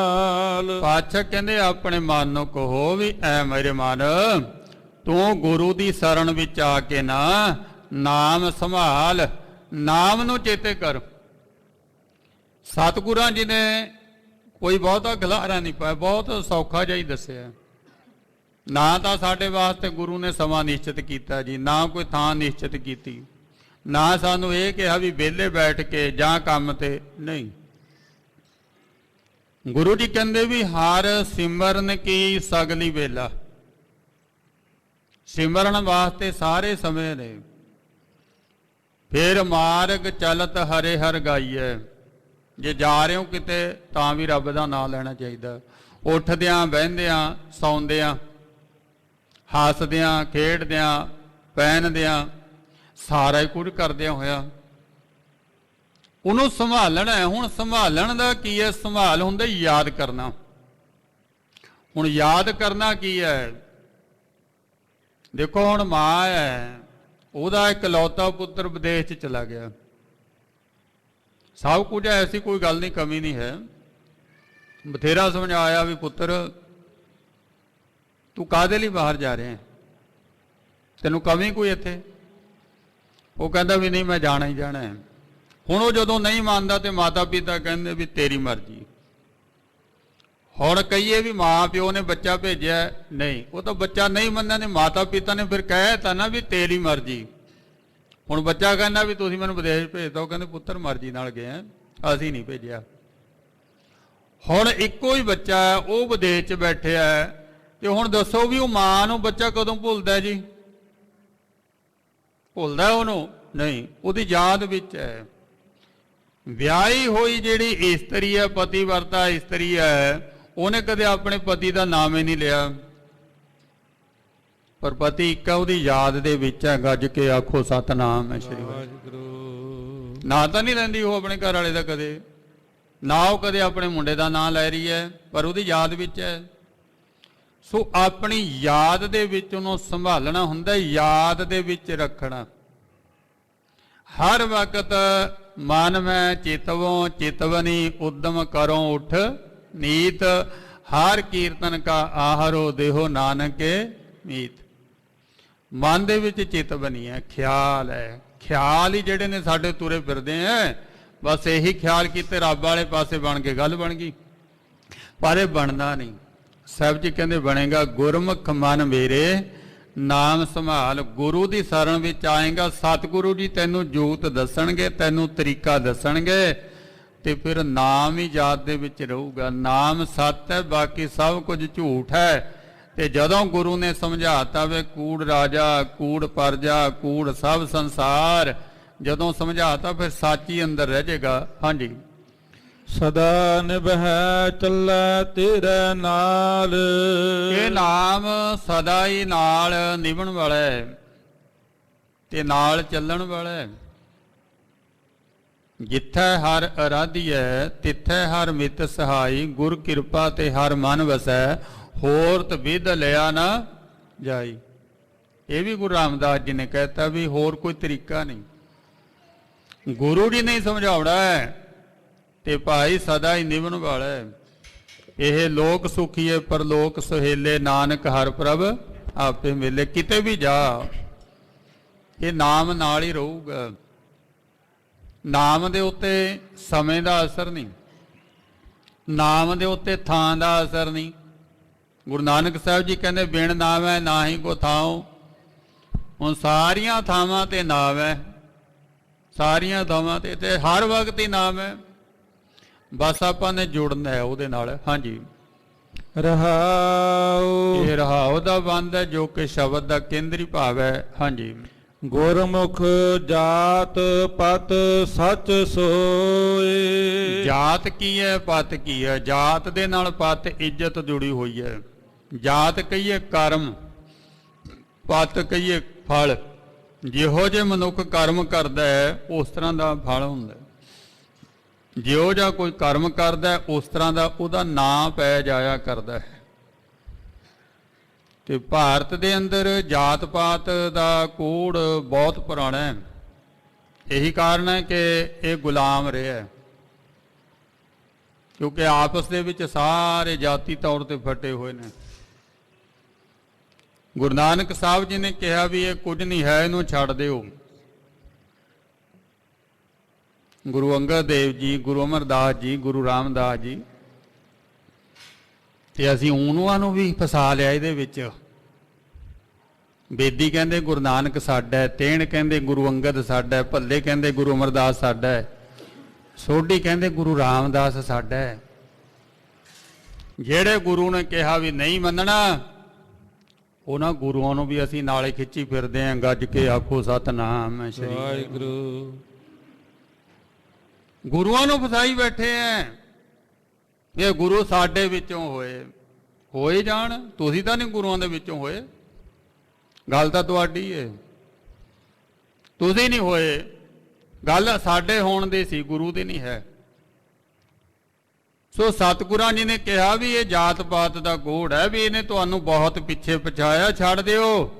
ਪਰ ਸਿੱਖ ਕਿੱਥੇ ਛੱਡਦੇ ਜੀ? ਉਹ ਬਾਬੇ ਨੂੰ ਕਹਿੰਦੇ ਵੀ ਇਹਦੇ ਬਿਨਾਂ ਦਾ ਕੰਮ ਹੀ ਨਹੀਂ ਚੱਲਦਾ। ਕਈ ਪ੍ਰਮਾਣ ਦਿੰਦੇ ਅਖੇ ਜੀ ਇਹ ਜਾਤਾਂ ਪਾਤਾਂ ਰੱਬ ਦੀਆਂ ਬਣਾਈਆਂ ਹੋਈਆਂ ਨੇ। ਜੋ ਮਰਜ਼ੀ ਕਹਿ ਦੋ, ਕਿਹੜੇ ਕੋਈ ਪੁੱਛਣ ਵਾਲਾ ਹੈ। ਪਰ ਹਰ ਇੱਕ ਗੱਲ ਤੁਸੀਂ ਕਹੋ, ਜੱਜ ਉਹਦਾ ਸਬੂਤ ਮੰਗਦਾ। ਬਾਈ ਸਬੂਤ ਦੇ ਤੂੰ। ਸਬੂਤ ਕੋਈ ਨਹੀਂ ਹੈ। ਹੁਣ ਸਬੂਤ ਇਹ ਹੈ ਵੀ ਕੀ ਪ੍ਰਮਾਤਮਾ ਨੇ ਸਿਰਫ ਹਿੰਦੁਸਤਾਨ ਹੀ ਬਣਾਇਆ? ਪਰਮਾਤਮਾ ਨੇ ਤਾਂ ਐਡਾ ਵੱਡਾ ਸੰਸਾਰ ਰਚਿਆ, ਕਰੋੜਾਂ ਬ੍ਰਹਿਮੰਡ ਰਚੇ ਹੋਏ ਨੇ। ਜੇ ਰੱਬ ਦੀਆਂ ਬਣਾਈਆਂ ਹੋਈਆਂ ਜਾਤਾਂ ਨੇ, ਫਿਰ ਇਹ ਸਾਰੀ ਧਰਤੀ ਤੇ ਕਿਉਂ ਨਹੀਂ ਹਨ? ਇੱਥੋਂ ਪਤਾ ਲੱਗਦਾ ਹੈ ਵੀ ਇਹ ਬਣਾਈ ਤਾਂ ਮਨੂ ਨੇ ਹੈ, ਤੇ ਨਾ ਉਹਨੇ ਰੱਬ ਦਾ ਲਾਦਾ ਵੀ ਲੋਕੀ ਆਪੇ ਮੰਨ ਲੈਣਗੇ। ਰੱਬ ਦੀ ਗੱਲ ਤਾਂ ਮੰਨਣੀ ਓ ਪੈਣੀ ਹੈ। ਗੱਜ ਕੇ ਆਖੋ ਸਤਿਨਾਮ ਸ੍ਰੀ ਵਾਹਿਗੁਰੂ। ਬਣਾਈਆਂ ਤਾਂ ਮਨੂ ਨੇ। ਮਨੋ ਸਿਮਰਤੀ ਕੀ ਹੈ? ਇਹੀ ਕੁਝ ਵਿਖਿਆਨ ਕਰਦੀ, ਉਹ ਜਾਤਾਂ ਪਾਤਾਂ ਹੀ ਵਿਖਿਆਨ ਕਰਦੀ ਹੈ। ਤੋ ਸਾਹਿਬ ਜੀ ਕਹਿੰਦੇ ਜਿਹੜਾ ਗੁਰਮੁਖ ਹੈ ਉਹਦੀ ਕੋਈ ਜਾਤ ਨਹੀਂ ਹੋਇਆ ਕਰਦੀ। ਸੰਤ ਦੀ, ਸੇਵਕ ਦੀ, ਭਗਤ ਦੀ ਕੋਈ ਜਾਤ ਨਹੀਂ ਹੋਇਆ ਕਰਦੀ। ਹੁਣ ਪ੍ਰਹਿਲਾਦ ਨੂੰ ਦੇਖੋ, ਬਾਬਾ ਕਬੀਰ ਜੀ ਕਹਿੰਦੇ, ਉਹਨਾਂ ਨੂੰ ਪੁੱਛਿਆ ਵੀ ਤੁਸੀਂ ਨਾਮ ਕਿਵੇਂ ਜਪਦੇ ਹੋ? ਉਹ ਕਹਿੰਦੇ ਜੀ ਰਾਮ ਜਪੋ ਜੀ ਐਸੇ ਐਸੇ, ਧਰੂ ਪ੍ਰਹਿਲਾਦ ਜਪਿਓ ਹਰ ਜੈਸੇ। ਇਹ ਉੱਤਮ ਪੁਰਖ ਦੇ ਵਿੱਚ ਅਰਥ ਹੈ ਜੀ। ਰਾਮ ਜਪੋ ਜੀ। ਬਾਬਾ ਕਬੀਰ ਕਹਿੰਦਾ ਮੈਂ ਨਾਮ ਇਸ ਤਰ੍ਹਾਂ ਜਪਦਾ, ਇਸ ਤਰ੍ਹਾਂ। ਧਰੂ ਪ੍ਰਹਿਲਾਦ ਜਪਿਓ ਹਰ ਜੈਸੇ। ਹੁਣ ਪ੍ਰਹਿਲਾਦ ਤਾਂ ਹਰਨਾਕਸ਼ਾਂ ਦੇ ਘਰੇ ਪੈਦਾ ਹੋਇਆ ਵੈ, ਦੈਂਤਾਂ ਦੇ ਘਰੇ ਪੈਦਾ ਹੋਇਆ ਵੈ ਉਹ, ਪਰ ਹੈ ਉਹ ਭਗਤ ਹੈ। ਉਹਦੀ ਸੇਧ ਲੈ ਰਹੇ ਨੇ ਬਾਬਾ ਕਬੀਰ ਜੀ। ਵੀ ਮੈਂ ਉਸ ਤਰ੍ਹਾਂ ਨਾਮ ਜਪਦਾ ਹੈ। ਸੋ ਜਿਹੜੇ ਭਗਤ ਨੇ, ਜਿਹੜੇ ਸੰਤ ਨੇ, ਜਿਹੜੇ ਸੇਵਕ ਨੇ, ਉਹਨਾਂ ਦੀ ਕੋਈ ਜਾਤ ਨਹੀਂ ਹੋਇਆ ਕਰਦੀ। ਉਹਨਾਂ ਦੀ ਇੱਜ਼ਤ ਕੀ ਹੈ? ਸੱਚ ਸੋਏ। ਜਿਹੜੇ ਸੱਚ ਪਰਮਾਤਮਾ ਦੇ ਵਿੱਚੋਂ ਜੁੜ ਗਏ ਉਹੀ ਉਹਨਾਂ ਦੀ ਜਾਤ ਹੈ। ਇਹ ਰੱਬ ਦਾ ਭਗਤ ਹੈ ਜੀ। ਇਹ ਗੁਰੂ ਕਾ ਸਿੱਖ ਹੈ ਜੀ। ਇਹ ਗੁਰੂ ਕਾ ਸਿੱਖ। ਹੁਣ ਜੇ ਗੁਰੂ ਦਾ ਸਿੱਖ ਹੋਵੇਗਾ ਤਾਂ ਕਹਿ ਦੂਗਾ ਵੀ ਮੈਂ ਗੁਰੂ ਦਾ ਸਿੱਖ ਹੈ, ਪਰ ਜਦੋਂ ਹੈ ਹੀ ਨਹੀਂ ਫਿਰ ਕਿਵੇਂ ਕਹੂਗਾ? ਉਹ ਫਿਰ ਕਹੂਗਾ ਜੀ ਮੈਂ ਫਲਾਣਾ ਸਿੱਖ ਹਾਂ ਜੀ, ਮੈਂ ਫਲਾਣਾ ਸਿੱਖ ਹਾਂ। ਗੁਰੂ ਦਾ ਹੈ ਹੀ ਨਹੀਂ, ਬਣਿਆ ਹੀ ਨਹੀਂ। ਸੋ ਗੁਰਮੁਖ ਜਾਤ ਪਾਤ ਸੱਚ ਸੋਏ। ਸਾਹਿਬ ਜੀ ਕਹਿੰਦੇ ਨਾ ਤਾਂ ਪਰਮਾਤਮਾ ਦੀ ਕੋਈ ਜਾਤ ਹੈ। ਜਾਤ ਉਹ ਜੁੜੀ ਹੁੰਦੀ ਹੈ ਮਾਤਾ ਪਿਤਾ ਦੇ ਨਾਲ, ਤੇ ਪਰਮਾਤਮਾ ਦਾ ਨਾ ਤਾਤ ਹੈ, ਨਾ ਮਾਤ ਹੈ, ਨਾ ਜਾਤ ਹੈ, ਨਾ ਪਾਤ ਹੈ। ਕਲਗੀਧਰ ਪਾਤਸ਼ਾਹ ਜੀ ਕਹਿੰਦੇ ਉਹਦੇ ਮਾਂ ਪਿਓ ਨਹੀਂ ਹੈ ਰੱਬ ਦੇ, ਫਿਰ ਤਾਂ ਤੁਸੀਂ ਰੱਬ ਦੀ ਵੀ ਜਾਤ ਬਣਾਉਂਦੇ। ਜੇ ਕਿਤੇ ਹੋ ਜਵੇ ਫਿਰ ਆਹੀ ਸਿਸਟਮ ਚੱਲਣਾ ਸੀ ਜਿਹੜਾ ਆਪਣਾ ਚੱਲਦਾ ਹੈ। ਮਾਂ ਦਾ ਗੋਤੀ ਅਸੀਂ ਕਹਿਣਾ ਸੀ ਰੱਬ ਸਾਡਾ ਮਾਮਾ ਲੱਗਦਾ ਹੈ, ਬਾਪੂ ਦਾ ਗੋਤੀ ਤੇ ਉਹਨੂੰ ਅਸੀਂ ਕਹਿਣੇ ਚਾਚਾ ਤਾਇਆ ਲੱਗਦਾ ਹੈ। ਬਸ ਇਸ ਤੋਂ ਬਾਅਦ ਅੱਗੇ ਜਾ ਹੀ ਨਹੀਂ ਸੀ ਸਕਦੇ। ਵੀ ਸ਼ੁਕਰ ਹੈ ਰੱਬ ਦੀ ਕੋਈ ਜਾਤ ਪਾਤ ਹੈ ਨਹੀਂ। ਗੱਜ ਕੇ ਆਖੋ ਸਤਿਨਾਮ ਜੀ ਵਾਹਿਗੁਰੂ। ਨਹੀਂ ਤਾਂ ਇੱਥੇ ਰੱਖ ਲੈਂਦੇ ਰੱਬ ਨੂੰ। ਗੁਰੂ ਦੀ ਸਰਣ ਵਿਚਾਰਨ ਦੀ ਕੋਈ ਜਾਤ ਨਹੀਂ ਹੁੰਦੀ ਭਾਈ, ਕੋਈ ਪਾਤ ਨਹੀਂ ਹੁੰਦੀ, ਉਹਨਾਂ ਦਾ ਸੱਚ ਹੀ ਹੁੰਦਾ। ਹਾਂਜੀ।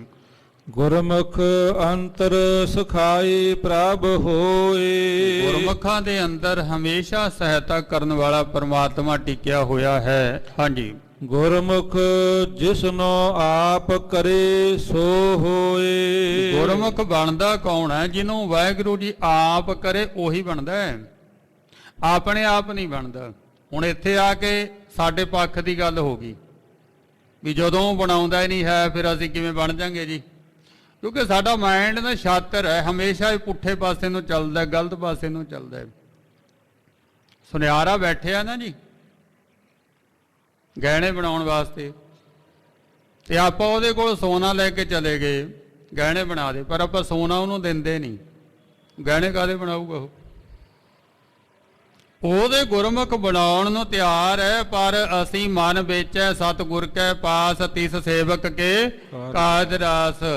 ਅਸੀਂ ਆਪਣਾ ਆਪ ਤਾਂ ਉਹਨੂੰ ਦਿੰਦੇ ਨੇ ਵੀ ਬਣਾ ਦੇ, ਫਿਰ ਉਹ ਕਿਹਨੂੰ ਬਣਾਵੇ ਭਾਈ? ਜਿਹੜਾ ਉਹਦੀ ਸਰਣ ਵਿੱਚ ਆ ਕੇ ਕਹਿੰਦਾ ਵੀ ਮੈਨੂੰ ਬਣਾ, ਉਹਨੂੰ ਫਿਰ ਉਹ ਬਣਾਉਂਦਾ ਹੈ। ਇਹ ਹੈ ਵੀ ਨਹੀਂ ਬਣਾਉਂਦਾ। ਹਾਂਜੀ। ਗੁਰਮੁਖ ਆਪ ਵਡਾਈ ਦੇਵੈ ਸੋਈ। ਗੁਰਮੁਖਾਂ ਨੂੰ ਵਡਿਆਈ ਪਰਮਾਤਮਾ ਆਪ ਹੀ ਬਖਸ਼ਦਾ ਹੈ। ਹਾਂਜੀ। ਗੁਰਮੁਖ ਸ਼ਬਦ ਸੱਚ ਕਰਨੀ ਸਾ। ਗੁਰਮੁਖ ਦੇ ਕੋਲ ਜਿਹੜਾ ਗੁਰੂ ਦਾ ਉਪਦੇਸ਼ ਹੈ ਉਹਦੀ ਕਰਨੀ ਉਹੀ ਹੈ, ਸੱਚ ਹੈ, ਜਿਹੜੀ ਸ਼ਬਦ ਦੇ ਅਨੁਸਾਰ ਹੈ, ਗੁਰਬਾਣੀ ਦੇ ਅਨੁਸਾਰ ਹੈ। ਅਸੀਂ ਕਹਿੰਦੇ ਵੀ ਇਹ ਤਾਂ ਜੀ ਮੇਰਾ ਪਰਸਨਲੀ ਮੈਟਰ ਹੈ। ਸਿੱਖ ਦੇ ਕੋਲ ਪਰਸਨਲੀ ਮੈਟਰ ਨਹੀਂ ਹੁੰਦਾ, ਸਾਰੇ ਸਿੱਖਾਂ ਦੇ ਕੋਲ ਗੁਰਬਾਣੀਓ ਮੈਟਰ ਹੈ। ਹਰ ਇੱਕ ਸਿੱਖ ਦੇ ਕੋਲ ਗੁਰਬਾਣੀਓ ਵਿਸ਼ਾ ਹੈ, ਤੇ ਸਿੱਖ ਨੇ ਗੱਲ ਆਪਣੀ ਤਾਂ ਕਰਨੀਓ ਨਹੀਂ ਹੈ, ਉਹਨੇ ਕਰਨੀਓ ਗੁਰਬਾਣੀ ਦੀ ਗੱਲ ਹੈ ਵੀ ਗੁਰੂ ਜੀ ਕੀ ਕਹਿੰਦੇ ਨੇ। ਕਰਨੀ ਅਸਲੀ ਹੈ ਗੁਰੂ ਦੇ ਸ਼ਬਦ ਦੇ ਅਨੁਸਾਰ ਹੈ। ਹਾਂਜੀ। ਗੁਰਮੁਖ ਨਾਨਕ ਪਰਵਾਰੈ ਸਾਧਾਰ। ਇਸ ਤਰ੍ਹਾਂ ਗੁਰੂ ਅਮਰਦਾਸ ਜੀ ਮਹਾਰਾਜ ਕਹਿੰਦੇ ਐ, ਸੰਸਾਰ ਦੇ ਲੋਕੋ ਜਿਹੜਾ ਵੀ ਗੁਰੂ ਦੀ ਸਰਣ ਵਿੱਚ ਆ ਗਿਆ ਉਹ ਮੰਨੈ ਪਰਵਾਰੈ ਸਾਧਾਰ। ਉਹ ਆਪ ਵੀ ਤਰ ਜਾਂਦਾ ਹੈ, ਆਪਣੇ ਪਰਿਵਾਰ ਦਾ ਵੀ ਉਹ ਆਸਰਾ ਬਣ ਜਾਂਦਾ ਹੈ। ਗੁਰਮੁਖ ਕੋਟ ਉਧਾਰ ਦਾ ਭਾਈ, ਦੇ ਨਾਮ ਹੈ ਇੱਕ ਕਣੀ। ਉਹ ਇੱਕ ਨਾਮ ਦੀ ਕਣੀ ਦੇ ਕੇ ਗੁਰਮੁਖ ਕਰੋੜਾਂ ਦਾ ਉਧਾਰ ਕਰ ਦਿੰਦਾ ਹੈ। ਸਤਿਗੁਰਾਂ ਦੀ ਬਾਣੀ ਜੋ ਅਗਾਧ ਬੋਧ ਹੈ, ਐਸੀ ਬਾਣੀ ਦੀ ਵਿਚਾਰ ਕਰਦਿਆਂ ਹੋਇਆਂ ਹੋਈਆਂ ਭੁੱਲਾਂ ਲਈ ਦਾਸ ਖੀਵਾਂ ਦਾ ਜਾ ਚੁੱਕਾ। ਵਾਹਿਗੁਰੂ ਜੀ ਕਾ ਖਾਲਸਾ, ਵਾਹਿਗੁਰੂ ਜੀ ਕੀ ਫਤਿਹ।